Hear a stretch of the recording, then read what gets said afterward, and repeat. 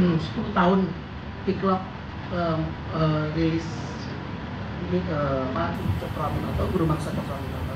Jadi ada kesempatan kerjasama dengan Pak Azu juga Fortius, kita membuat sebuah film yang menghibur, tapi juga memberikan satu harapan ketika penontonnya pulang.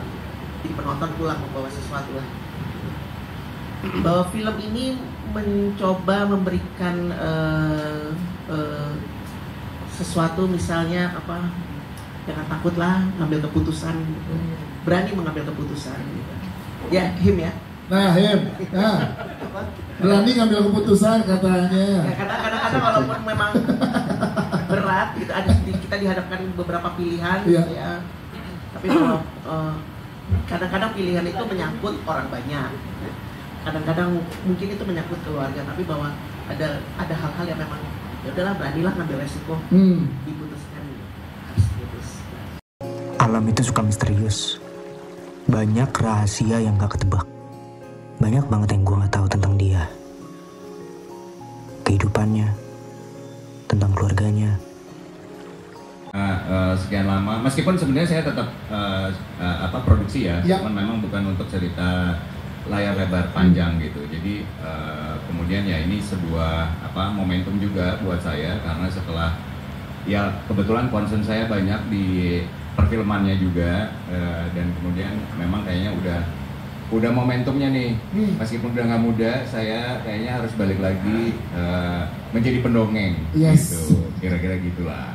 Terus konflik seperti apa yang nanti kita rasakan dari masing-masing karakter sih Mas, yang diberikan treatment oleh seorang Mas Agung Sentosa?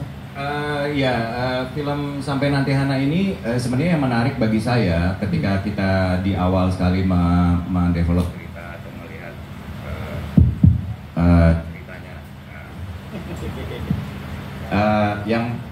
Yang tadi sempat disebut beberapa kali adalah itu relate banget sama saya pertama gitu. Karena saya itu juga sangat kepengen bikin film yang karakternya itu punya dimensi yang berbeda. Maksudnya bahwa 3 karakter ini, Arya, Gani, Hana, ketika mereka di kampus berbeda, ketika mereka di rumah berbeda. Kita kan ya maksudnya nggak cuman sekarang ya, tapi apalagi zaman kita masih muda gitu. Hormon kita masih bergejolak gitu ya. Kita mencari jati diri gitu ya, bahwa ada permasalahan cinta, tapi di rumah ada permasalahan juga, tapi kemudian persahabatan ada gitu ya. Ada urusan mungkin kritis sama negara misalnya gitu ya, jadi aktivis misalnya gitu. Tapi bahwa ketika kita jadi orang yang sangat pede di kampus, belum tentu kita jadi orang yang sangat pede di rumah gitu. Kita orang yang sangat tahu apa maunya kita ketika kita mau melangkah. Tapi ternyata pas kita ketemu sama pasangan gitu, tiba-tiba itu nggak keluar dari mulut gitu kan. Jadi kita, menurut saya karakter-karakter ini punya dimensi dan layer yang unik dan berbeda gitu. Itu satu, dan bahwa tentunya coming of age ini ya, kita kan selalu bertumbuh, berproses, belajar, dan itu pasti relatable karena seperti yang tadi Ibu Dewi bilang bahwa kita harus mengambil keputusan apapun situasinya, bahwa itu nanti salah, bahwa itu nanti gimana, ya kalau kita overthinking kita nggak ngapa-ngapain gitu kan. Tapi yang pasti kita harus move on gitu. Nah ketika sepertinya banyak hal yang dia nggak ceritain. Nggak tahu deh, kayaknya gue udah cukup nunjukin kalau gue suka sama dia. Ketika angin bicara tunjuk. Di film Sampai Nanti Hana aku berperan sebagai Arya. Di film ini karakter Arya itu dia adalah seorang aktivis kampus yang sangat aktif di kampus. Terus dia orang yang sangat cerdas, dia pintar juga. Seniornya dari Hana. Spill tipis-tipis gak apa-apa? Boleh dong. Ya, senior dari Hana. Tapi sayangnya di lain sisi dia adalah seorang cowok yang lumayan toksik ya. Red flag. Red flag bahasanya. Red flag nih. Lumayan toksik, lumayan red flag. Akhirnya aku dapetin peran yang kayak gini ya. Itu dia. Baik-baik mulu. Bener. Terus toksik dalam hal manipulatif. Jadi saat dia suka sama seorang perempuan atau lawan jenis, dia itu suka love bombing gitu.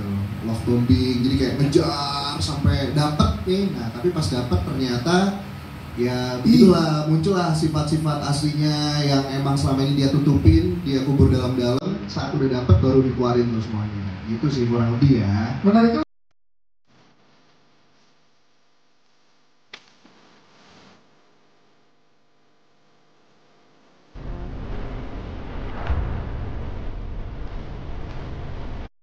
Aktivis, pintar, dan dia dari keluarga yang cukup terpandang. Iya benar. Orang kaya Bandung. Yes.